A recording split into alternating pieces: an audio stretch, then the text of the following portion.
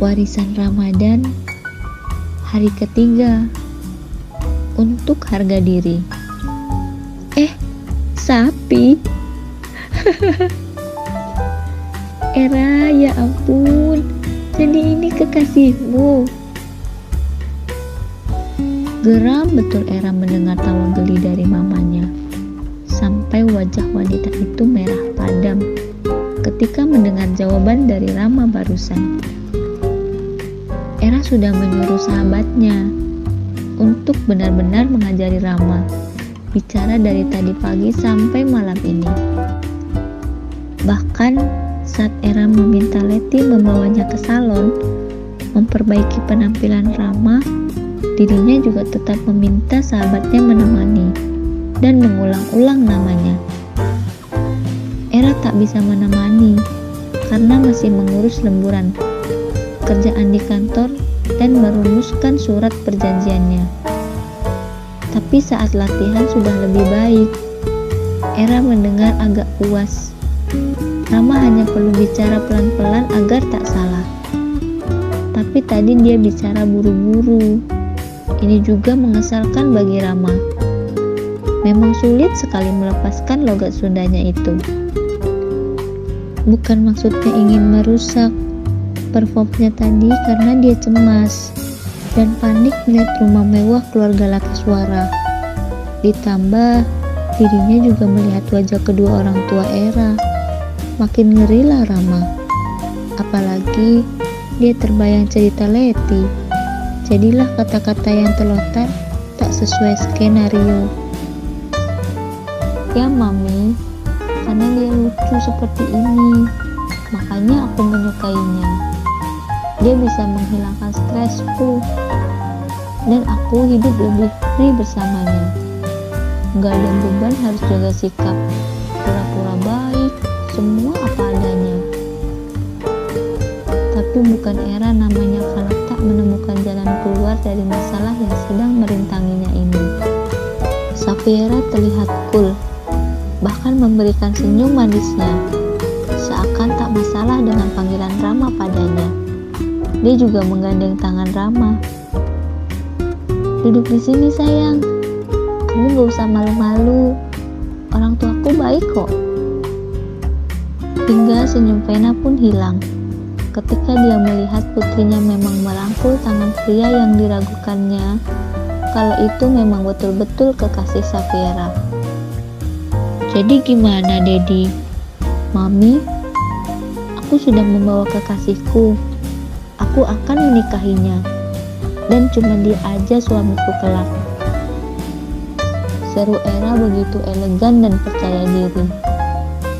Rama hanya bisa senyum saja. Karena memang dia tidak diizinkan untuk banyak bicara. Oke? Paul manggut-manggut setelah mendengar ucapan dari putrinya, sambil tangannya bergerak merangkul istri tercintanya. Dedi dan Mami tidak masalah kalau memang ini adalah keputusan darimu sayang. Tapi apa kamu tahu konsekuensinya setelah menikah dengannya? Konsekuensi apa? Dedi belum cerita apapun padaku. Safiera belum pernah mendengar penjelasan yang satu itu. Kami mengizinkanmu menikah dengannya dengan persyaratan kamu tinggal di rumahnya, makan dari hasil kerja kalian berdua, tanpa bantuan apapun dari kami. Semua fasilitasmu terputus sayang. Apa Dedi? Kaget Era mendengar apa yang diminta oleh dedinya. Ini tidak ada dalam perjanjian sebelumnya. Itu konsekuensinya sayang. Pembuktian juga. Paul menatap Rama dengan wajah tanpa tekanan, tapi memang cukup mengintimidasi. Saya tidak tahu sebesar apa perasaanmu pada anak kami. Dan tanpa kekayaannya, apa kamu masih mencintai Safiera apa adanya? Pias wajah Safiera. Bukan karena tunjangannya hilang. Safiera adalah gadis mandiri. dia masih bisa hidup dengan kemampuannya. Tapi tinggal di rumah Rama, makan hari hasil kerjanya, ini yang membuatnya pening. Buktikan pada Dedi dan Mami selama setahun, kalian bisa melewati ujian cinta kalian sebelum kalian kembali menjadi bagian dari Lakeswara. Seru Paul yang kalem sekali bicaranya, meski Era yang mendengar berdegup jantungnya tak beraturan. Sayang, apa setahun tidak kelamaan? Bagaimana jika putri kita berbadan dua? Kalau putri kita sudah mengandung, itu artinya hari itu juga dia akan kembali ke rumah ini. Dan aku akan menerima mereka menjadi bagian dari keluarga kita, tanpa harus melewati setahun di luar sana, sayang. Wah, kalau begitu kamu harus cepat-cepat memberikan cucu pada kami, Era. Seru Vena tanpa merasa bersalah. Dirinya malah terlihat antusias. Tapi aku tidak akan pernah membuat anak dengannya, Sapphira berdesis dalam hatinya. Tapi seandainya kamu menyerah, kamu boleh juga kembali ke rumah ini dan menjadi bagian dari keluarga ini lagi. Kalau sudah mengakhiri sandiwaramu ini, dan kami tidak akan marah denganmu, sayang. Sapphira tahu kalau dedinya membuat peraturan seperti ini karena meragukan hubungannya dengan Rama. Tapi Sapphira memiliki pride yang tinggi. Dia tidak suka kalah dan dihinakan. Sendirian itu menghinakan pride-nya. Aku cuma ingin menikah dengan Rama. Mom, Dad, aku gak peduli dengan syarat-syarat itu. Lalu kapan kami boleh menikah? Seru Era angkuh. Dia justru meminta tanggal pernikahannya. Besok pun tidak masalah. Tanpa beban Paul menjawab. Dia juga tahu sekeras apa putrinya. Paul tak mau mendebat.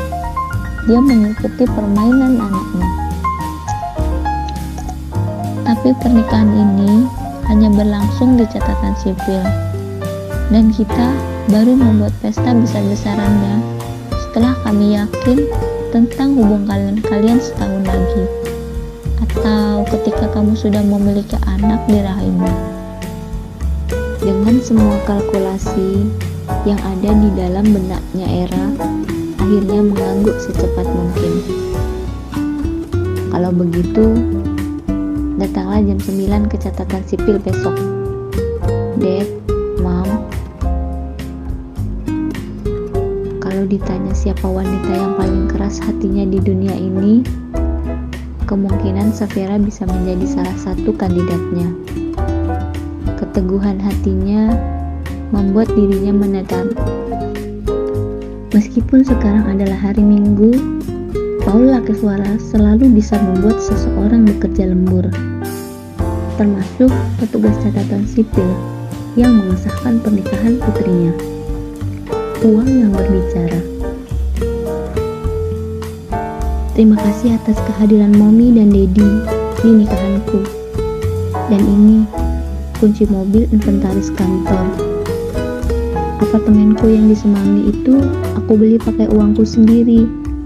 Jadi itu bukan inventaris. Terus mobil yang aku bawa sekarang itu juga mobil yang aku punya dari hasil kerjaku sendiri, bukan inventaris. Sapphira semalam tadi sudah packing di apartemen milik keluarganya dan memindahkan barangnya sendiri ke apartemen miliknya. Begitupun juga kendaraan. Sapphira membawa kendaraan yang dia beli dengan uangnya sendiri. Sapphira merasa ini fair. Tapi yang dia diharapkan kamu bisa tinggal, makan, dan hidup dari semua yang disiapkan suamimu, sayang. Itu adalah bentuk tanggung jawabnya sebagai suamimu. Seperti zaman dulu aku baru menikah denganmu. Kita tinggal di kos-kosan di Bali. Kamu dulu masih bule miskin kan, Paul? Iya Vena, terima kasih ya. Kamu sudah mau menerima aku dan membantuku bertumbuh menjadi pria seperti sekarang. Bukan pemandangan dan bukan kata-kata yang ingin didengar oleh Safiera. Orang tuanya memang memulai semuanya dari nol sampai mereka bisa sebesar sekarang. Makanya Paul, tidak masalah kalau Safiera memilih seorang suami bukan dari kalangan orang kaya. Dia mensupport seperti saat ini. Namun, Safiera sekarang benar-benar mengerti apa yang diinginkan oleh Paul dan Vena. Baiklah, kalau begitu Dad, aku dan Rama paham kami harus bagaimana. Gunakanlah semua yang kamu miliki, hanya dalam keadaan genting saja Safiera. Ini membuat kepala Era berdenyut. Kenapa lo? Sakit badan naik taksi online? Sindir sahabatnya yang tahu dari cicitan Era pas masuk pintu kamarnya. Betapa dia tidak menyukai taksi online. Aroma di dalam mobil tidak sesuai dengan yang diharapkannya. Dan kenyamanannya juga berbeda. Safiera yang lelah merebahkan tubuhnya di apartemen Letty seperti biasa, tanpa malu-malu. Terus apa nih maksudnya lo bawa koper? Bukannya kemarin lo udah packing, pindahin barang ke apartemen lo? Gue aja sampai begadang bantuinnya. Ya, Rama dan Letty memang diminta olehnya untuk membantu packing. Dan semua itu baru selesai jam 3 pagi. Jelas dia bertanya, karena Rama membawa tasnya lagi. Dan Safiera juga tadi menggeret kopernya, cuma satu koper saja.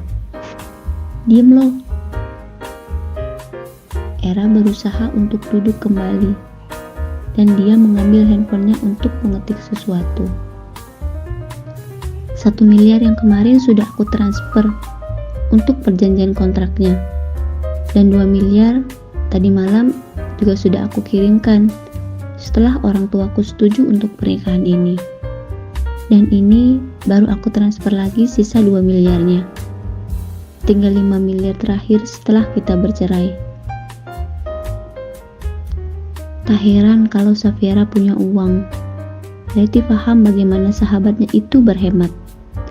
Dan memang Safiera bekerja untuk uang itu. Dia digaji di perusahaan ayahnya dulu. Dan banyak investasi yang juga dimiliki oleh Safiera. Dia bukan orang yang suka jajan. Jadi, uang yang dijanjikan untuk Rama itu tak akan melukai tabungan pribadinya. Hanya karena pride dan menghindari perjodohan, Safiera harus bersusah payah sekarang.